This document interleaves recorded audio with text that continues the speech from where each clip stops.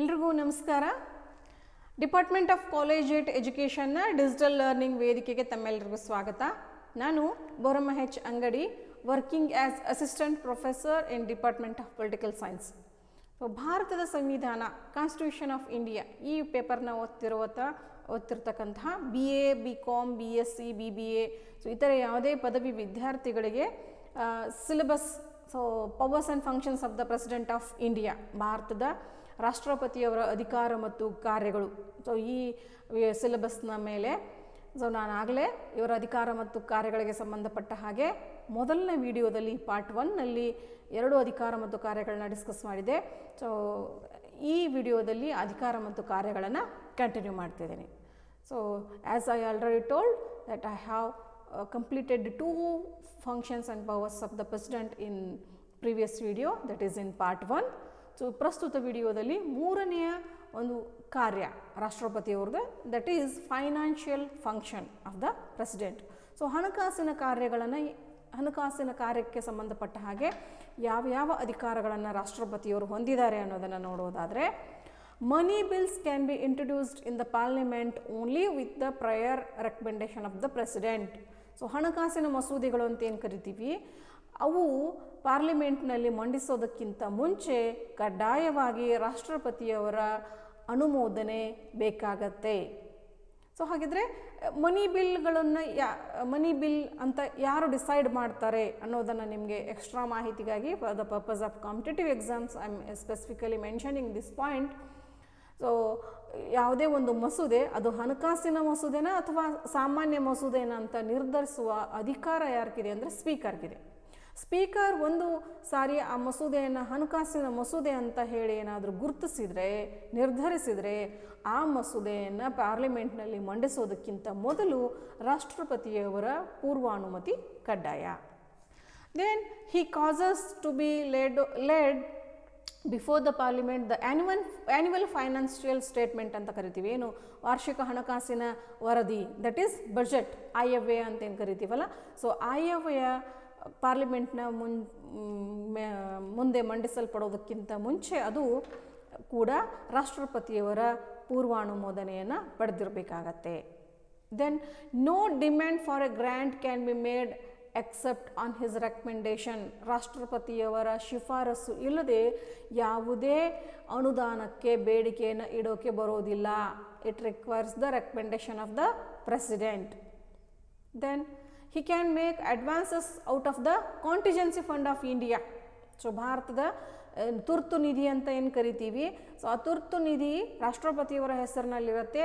So to meet any unforeseen expenditure ಅಂತ ಏನು ಕರಿತೀವಿ, ಅನಿರೀಕ್ಷಿತವಾದಂಥ ಖರ್ಚುಗಳು, ವಿಶೇಷವಾಗಿ ಈ ಏನು ವಿಪತ್ತುಗಳು, ನೈಸರ್ಗಿಕ ವಿಪತ್ತುಗಳು ಬರ್ತವೆ.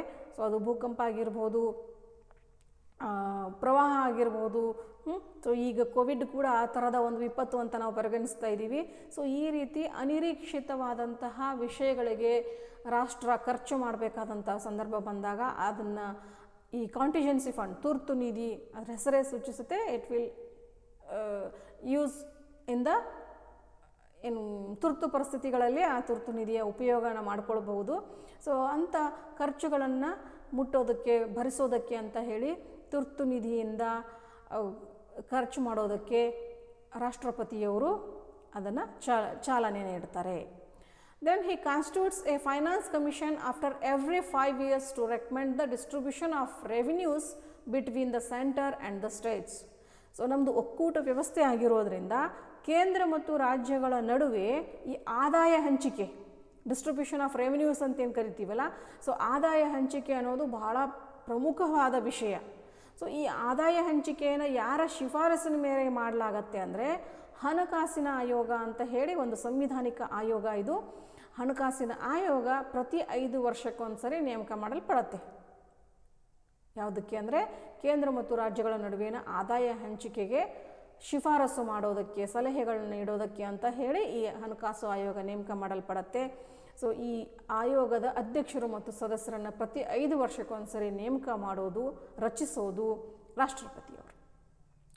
Then he appoints, next next coming to the judicial functions of the president. So ರಾಷ್ಟ್ರಪತಿಯವರ ನ್ಯಾಯಾಂಗೀಯ ಅಧಿಕಾರಗಳು ಯಾವ್ಯಾವ ಅಂದರೆ, he appoints the chief justice and the other judges of the supreme court and high courts.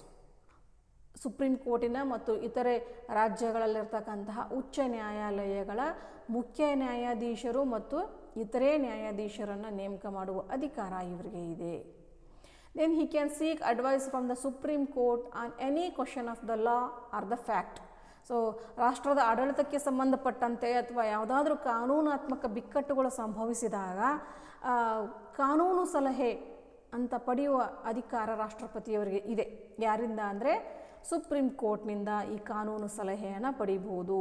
So ಈ ಸಲಹೆ ಆಗಿರುತ್ತೆ.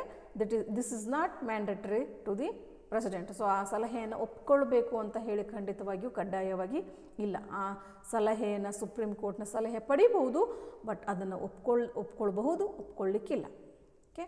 Then he can grant pardon, reprieve, respite and remission of the punishment. So ಏನು supreme court is the final appeal court in our judiciary system. So ನಮ್ಮ ನ್ಯಾಯಾಂಗೀಯ ವ್ಯವಸ್ಥೆಯಲ್ಲಿ supreme court ಅತ್ಯುನ್ನತ ಮನವಿ ನ್ಯಾಯಾಲಯ, ಅಂತಿಮ ಮನವಿ ನ್ಯಾಯಾಲಯ.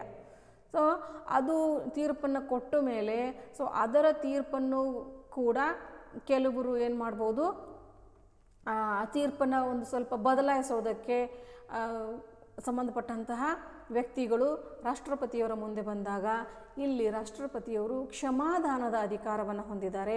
ಆ ಕ್ಷಮಾದಾನದ ಅಧಿಕಾರದ ಅಡಿಯಲ್ಲಿ ಆ ಸಂಬಂಧಪಟ್ಟಂತಹ ವ್ಯಕ್ತಿಗೆ ಏನು ಮಾಡ್ಬೋದು, ಶಿಕ್ಷೆಯ ಪ್ರಮಾಣವನ್ನು ಕಡಿಮೆ ಮಾಡ್ಬೋದು ಅಥವಾ ಶಿಕ್ಷೆಯ ಸ್ವರೂಪವನ್ನು ಬದಲಾಯಿಸ್ಬೋದು. ಸೊ ಈ ರೀತಿ ಕ್ಷಮಾದಾನದ ಅಧಿಕಾರಗಳು ಕೂಡ ರಾಷ್ಟ್ರಪತಿಯವರಿಗೆ ಇದ್ದಾವೆ. Then the international treaties and agreements are negotiated and concluded on behalf of the president. So ಅಂತಾರಾಷ್ಟ್ರೀಯ ಒಪ್ಪಂದಗಳು ಏನಾಗ್ತವೆ, ಅವುಗಳು ನಮ್ಮ ದೇಶದ ಪರವಾಗಿ ಅಂತಾರಾಷ್ಟ್ರೀಯ ಒಪ್ಪಂದಗಳು ಯಾರ ಹೆಸರಿಗೆ ನಡೀತವೆ ಅಂದರೆ ರಾಷ್ಟ್ರಪತಿಯವರ ಹೆಸರಿನಲ್ಲಿ ನಡೀತವೆ. And they are subject to the approval of the parliament. So ಅವು ಪಾರ್ಲಿಮೆಂಟಿನ ಅನುಮೋದನೆ ಪಡೆದ ಮೇಲೆ ರಾಷ್ಟ್ರಪತಿಯವರ ಹೆಸರಿನಲ್ಲಿಯೇ ಈ ಅಂತಾರಾಷ್ಟ್ರೀಯ ಒಪ್ಪಂದಗಳೆಲ್ಲ ಏರ್ಪಡುವುದು. He represents India in international forums. ಅಂತಾರಾಷ್ಟ್ರೀಯ ವೇದಿಕೆಗಳಲ್ಲಿ, ಅಂತಾರಾಷ್ಟ್ರೀಯ ಸಂಬಂಧಗಳಲ್ಲಿ ಬರ್ತಕ್ಕಂಥ ಪ್ರಮುಖ ವೇದಿಕೆಗಳಲ್ಲಿ ಭಾರತವನ್ನು ಪ್ರತಿನಿಧಿಸುವವರು ರಾಷ್ಟ್ರಪತಿ. And he receives the diplomats like ambassadors, high commissioners and so on. So ಏನು ಅಂತಾರಾಷ್ಟ್ರೀಯ ವಿಷಯಗಳಿಗೆ ಸಂಬಂಧಪಟ್ಟಂತೆ ರಾಯಭಾರಿಗಳನ್ನು ನೇಮಕ ಮಾಡೋದಾಗಲಿ ಅಥವಾ ರಾಯಭಾರಿಗಳನ್ನು ಮತ್ತು ಇತರೆ ಅತ್ಯುನ್ನತ ಕಮಿಷನರ್ಸ್ಗಳನ್ನು ರಿಸೀವ್ ಮಾಡೋದು, ನಮ್ಮ ದೇಶಕ್ಕೆ ಅವರನ್ನು ಆಮಂತ್ರಣ ಮಾಡೋದು, ಈ ಎಲ್ಲ ಕೆಲಸವನ್ನು ಕೂಡ ರಾಷ್ಟ್ರಪತಿಯವರು ಮಾಡ್ತಾರೆ. ರಾಷ್ಟ್ರದ ಪರವಾಗಿ, ರಾಷ್ಟ್ರದ ಮುಖ್ಯಸ್ಥರಾಗಿ, ರಾಷ್ಟ್ರದ ಯಜಮಾನರಾಗಿ ಈ ಕೆಲಸವನ್ನು ಅವರು ಮಾಡ್ತಾರೆ. Then next power, military powers or functions of the president. ರಾಷ್ಟ್ರಪತಿಯವರ ಸೈನಿಕ ಅಧಿಕಾರಗಳು ಮತ್ತು ಕಾರ್ಯಗಳು. ಸೊ ಸೈನಿಕ ಆಡಳಿತಕ್ಕೆ ಸಂಬಂಧಪಟ್ಟಂತೆ, ಮಿಲಿಟರಿ ಅಡ್ಮಿನಿಸ್ಟ್ರೇಷನ್ಗೆ ಸಂಬಂಧಪಟ್ಟಂತೆ he is the supreme commander of the defence forces of India. ಭಾರತದ ಸೇನೆಯ ಮಹಾದಂಡನಾಯಕ ಅಂತ ಕರಿತೀವಿ ನಾವು ರಾಷ್ಟ್ರಪತಿಯವರನ್ನು. Okay. So he appoints the chiefs of the army, navy and air force. So ನಾವೇನು ನಮ್ಮ ಸೈನ್ಯದ 3 ದಳಗಳು ಅಂತ ಕರಿತೀವಿ, ಭೂದಳ, ವಾಯುದಳ ಮತ್ತು ನೌಕಾದಳ. ಈ 3 ದಳಗಳ ಮುಖ್ಯಸ್ಥರನ್ನು ರಾಷ್ಟ್ರಪತಿಯವರು ನೇಮಿಸ್ತಾರೆ. He can declare war or conclude peace. So ಭಾರತ ಯಾವುದೇ ದೇಶದ ಜೊತೆಗೆ ಯುದ್ಧವನ್ನು ಡಿಕ್ಲೇರ್ ಮಾಡಬೇಕಾಗಲಿ ಅಥವಾ ಶಾಂತಿಯನ್ನು ಘೋಷಣೆ ಮಾಡಬೇಕಾಗಲಿ, ಸೊ ಅದನ್ನು ಮಾಡೋದು ಅಂತಿಮವಾಗಿ ರಾಷ್ಟ್ರಪತಿಯ ಘೋಷಣೆಯ ಮೇರೆಗೆ, ಆದರೆ subject to the approval of the parliament again. So ಪಾರ್ಲಿಮೆಂಟಿನ ಅನುಮೋದನೆಯ ಮೇರೆಗೆ ಯುದ್ಧವನ್ನು ಘೋಷಿಸೋದಾಗಲಿ ಶಾಂತಿಯನ್ನು ಘೋಷಿಸೋದಾಗಲಿ ರಾಷ್ಟ್ರಪತಿಯ ಹೆಸರಿನಲ್ಲಿ ಆಗತ್ತೆ. Okay. Then last but not least ಅಂತ ಕರಿತೀವಿ, emergency functions of the president. ತುರ್ತು ಪರಿಸ್ಥಿತಿಯ ಅಧಿಕಾರಗಳು, ಇದು ಬಹಳ ಪ್ರಮುಖವಾದ ಅಧಿಕಾರಗಳು ಇವು. ಸೊ ಯಾಕಂದರೆ ಯಾವುದೇ ತುರ್ತು ಪರಿಸ್ಥಿತಿಯ ಸಂದರ್ಭದಲ್ಲಿ ಭಾರತದ ಒಕ್ಕೂಟ ವ್ಯವಸ್ಥೆ ಅಸ್ತವ್ಯಸ್ತತೆಗೆ ಒಳಗಾಗಬಾರದು. ಯಾವುದೇ ಕಾರಣಕ್ಕೆ ಭಾರತದಲ್ಲಿ ಪರಮಾಧಿಕಾರ ಕೈ ಬಿಟ್ಟು ಹೋಗಬಾರ್ದು ಅನ್ನೋ ಸಲುವಾಗಿ ನಮ್ಮ ಸಂವಿಧಾನ ಸೃಷ್ಟಿಕರ್ತರು ಈ ತುರ್ತು ಪರಿಸ್ಥಿತಿಯ ಅಧಿಕಾರಗಳು ಅಂತ ಹೇಳಿ ಸ್ಪೆಷಲ್ ಆಗಿ ಮೆನ್ಷನ್ ಮಾಡಿದ್ದಾರೆ. ಸೊ ಇಂಥ ಸಂದರ್ಭದಲ್ಲಿ ರಾಷ್ಟ್ರಪತಿಯವರಿಗೆ ಕೆಲವು ವಿಶೇಷ ಅಧಿಕಾರಗಳನ್ನು ನೀಡಲಾಗಿದೆ. ಸೊ ಇಲ್ಲಿ 3 ಥರನಾದಂಥ ಎಮರ್ಜೆನ್ಸಿ ತುರ್ತು ಪರಿಸ್ಥಿತಿಗಳು ಘೋಷಿಸಲ್ಪಡ್ತವೆ. ಒಂದು ನ್ಯಾಷನಲ್ ಎಮರ್ಜೆನ್ಸಿ, ರಾಷ್ಟ್ರೀಯ ತುರ್ತು ಪರಿಸ್ಥಿತಿ ಅಂತ 352ನೇ ವಿಧಿಯ ಅಡಿಯಲ್ಲಿ ಇದನ್ನು ಘೋಷಿಸುವ ಅಧಿಕಾರ ರಾಷ್ಟ್ರಪತಿಯವರಿಗೆ ಇದೆ.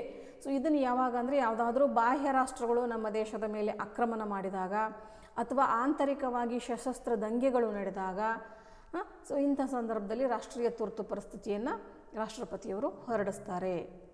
ನೆಕ್ಸ್ಟ್ ಪ್ರೆಸಿಡೆಂಟ್ಸ್ ರೂಲ್ ಅಂತ ಕರಿತೀವಿ. 356 ಮತ್ತು 365ನೇ ವಿಧಿಯಡಿಯಲ್ಲಿ ರಾಷ್ಟ್ರಪತಿಯ ಆಳ್ವಿಕೆ ಅಂತ ಅಂದರೆ ಯಾವುದಾದರೂ ರಾಜ್ಯದಲ್ಲಿ, ನಮ್ಮ ಒಕ್ಕೂಟ ವ್ಯವಸ್ಥೆಯಲ್ಲಿ ಬರ್ತಕ್ಕಂಥ ಯಾವುದೇ ರಾಜ್ಯದಲ್ಲಿ ಸಂವಿಧಾನಿಕ ಆಡಳಿತ ಕುಸಿದು ಹೋಗಿದೆ, ಸೊ ಆಡಳಿತ ದುರುಪಯೋಗ ಆಗಿದೆ ಅಂತ ಏನಾದರೂ ಅನಿಸಿದಾಗ ಅಲ್ಲಿ ರಾಷ್ಟ್ರಪತಿಯ ಆಳ್ವಿಕೆಯನ್ನು ಹೇರುವ ಅಧಿಕಾರ ಈ 2 ವಿಧಿಗಳ ಅಡಿಯಲ್ಲಿ ರಾಷ್ಟ್ರಪತಿಯವರಿಗೆ ಇದೆ.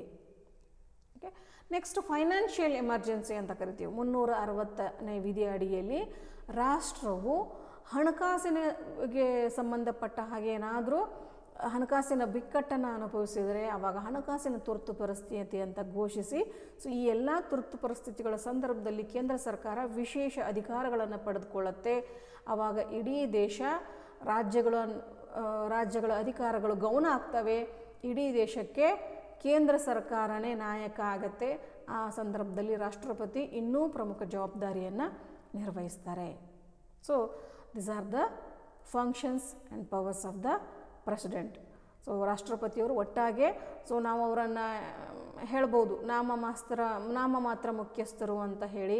ಸೊ ಈಗ ಯಾವುದೇ ನಮ್ಮ ಮನೆಯಲ್ಲಿ ಯಜಮಾನ ಅಂತೇಳಿ ಒಬ್ರಿಗೆ ಪಟ್ಟ ಕಟ್ಟಿದ್ದಾಗ, ಸೊ ಅವ್ರಿಗೆ ವಯಸ್ಸಾಗಿರ್ಬೋದು, ಅವ್ರಿಗೆ ನಾಮ ಮಾತ್ರ ಅಧಿಕಾರ ಅಂತಿರ್ಬೋದು, ನಿಜವಾದ ಆಡಳಿತವನ್ನು ಅಂದರೆ ಮನೆಯ ನಿರ್ವಹಣೆಯನ್ನು, ಮನೆಯ ವ್ಯವಹಾರಗಳನ್ನ ನಿರ್ವಹಿಸೋರು ಬೇರೆ ವ್ಯಕ್ತಿ ಆದರೂ ಸಹ ಆ ವೇಟೇಜ್ ಏನಿರುತ್ತಲ್ಲ, ಸೊ ಯಜಮಾನನ ಪಟ್ಟ ಅವರ ಅನುಭವಕ್ಕೆ ತುಂಬ ಬೆಲೆ ಇರುತ್ತೆ. ಆ ಹೆಸರಿನಿಂದ ಆ ಮನೆಯನ್ನು ಗುರುತಿಸಿದ್ರೆ ಯಾವ ರೀತಿಯ ಮನೆಗೆ ಗೌರವನೋ ಹಾಗೆ ನಮ್ಮ ದೇಶದ ಮುಖ್ಯಸ್ಥನ ಸ್ಥಾನವನ್ನು ವಹಿಸಿದಂಥ ರಾಷ್ಟ್ರಪತಿಯವರು ತುಂಬ ಮಹತ್ತರವಾದಂತಹ ಸ್ಥಾನವನ್ನು, ಜವಾಬ್ದಾರಿಯನ್ನು ಹೊಂದಿದ್ದಾರೆ. ಸೊ ಹೀಗಾಗಿ ಇವರ ಅಧಿಕಾರ ಮತ್ತು ಕಾರ್ಯಗಳಿಗೆ ಬಹಳಷ್ಟು ಪ್ರಾಮುಖ್ಯತೆಯನ್ನು ನಾವು ನಮ್ಮ ಆಡಳಿತದಲ್ಲಿ ನೀಡ್ತೇವೆ ಅಂತ ಕಂಕ್ಲೂಡ್ ಮಾಡ್ತಾ, ಸೊ ಈ ವಿಷಯಕ್ಕೆ ಸಂಬಂಧಪಟ್ಟ ಹಾಗೆ ನೀವು ಈ ಪುಸ್ತಕಗಳನ್ನು ರೆಫರ್ ಮಾಡ್ಬೋದು ಫ್ರೆಂಡ್ಸ್. ಸೊ ನೆಕ್ಸ್ಟು, ಸೊ ಈ ಅಧಿಕಾರ ಮತ್ತು ಕಾರ್ಯಗಳ ಅಡಿಯಲ್ಲಿ so what is the role of the constitutional position of the president. So ಭಾರತದ ರಾಷ್ಟ್ರಪತಿಯವರಿಗೆ ಸಂವಿಧಾನಿಕ ಸ್ಥಾನಮಾನ ಏನಿದೆ, ಟೋಟಲಿ ಅವರ ಪಾತ್ರ ಏನು ಸಮಗ್ರವಾಗಿ ಅನ್ನೋದನ್ನು ನೆಕ್ಸ್ಟ್ ವಿಡಿಯೋದಲ್ಲಿ we will discuss. Okay, thank you for your patient listening.